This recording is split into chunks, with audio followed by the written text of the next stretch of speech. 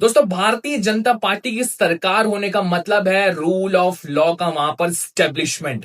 जो काम इंदिरा गांधी, संजय गांधी जैसे लोग सही ढंग से नहीं कर पाए, उस काम को हमारी दिल्ली की सीएम रेखा गुप्ता जी ने आधी रात को करके बता दिया। 32 बुलडोजर एक साथ गरजते हैं। धन्यवाद योगी जी को भी है। दिल्ली के तुर्कमान रोड पर फैजल इलाही मस्जिद के पास डेमोलिशन का काम होना था। जितने भी इलीगल कंस्ट्रक्शन है उसे हटाया जाना था, लेकिन उससे पहले ही जैसी कार्रवाई शुरू की जाती है, भीड़ इकट्ठा होती है और भीड़ पत्थरबाजी शुरू कर देती है दिल्ली पुलिस के ऊपर।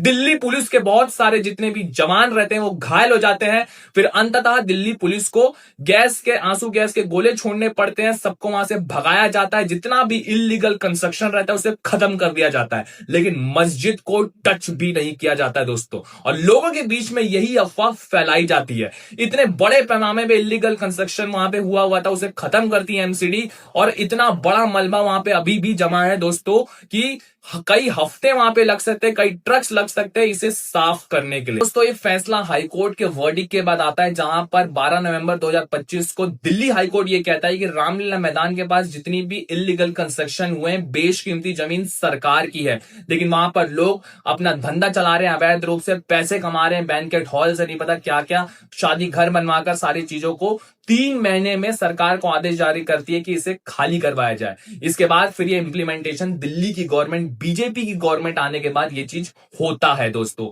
और यहां पर जो मस्जिद कमेटी रहती है, इसे वक्फ बोर्ड का नाम दे रही थी, लेकिन एमसीडी ने कोर्ट में क्लियर कर दिया कि अगर ये वक्फ बोर्ड की जमीन है तो इसके दस्तावेज और पेपर कहां पे है। दिल्ली पुलिस की भी यहां पे तारीफ करनी पड़ेगी, क्योंकि उन्होंने अवैध रूप से इसे हटाया ही, लेकिन ड्रोन और बॉडी कैम उन्होंने अपने शरीर पर भी कैमरा लगाया हुआ था, उसके माध्यम से भी जितने लोग पत्थरबाजी कर रहे थे, नारे लगा रहे थे, उन पर भी नजर रखी है दोस्तों। एक काम संजय गांधी जी ने चालू करवाया था, लेकिन बाद में फिर कांग्रेस की गवर्नमेंट, केजरीवाल की गवर्नमेंट वक्फ बोर्ड के नाम पर उन्हें जमीन देती रही। दोस्तों, जो रेखा गुप्ता जी ने बीजेपी गवर्नमेंट इतने साल आने के बाद एक काम की है, हाईकोर्ट के जो निर्देश को फॉलो किया है, क्या ऐसा ही फॉलो बाकी के सीएम को नहीं करना चाहिए?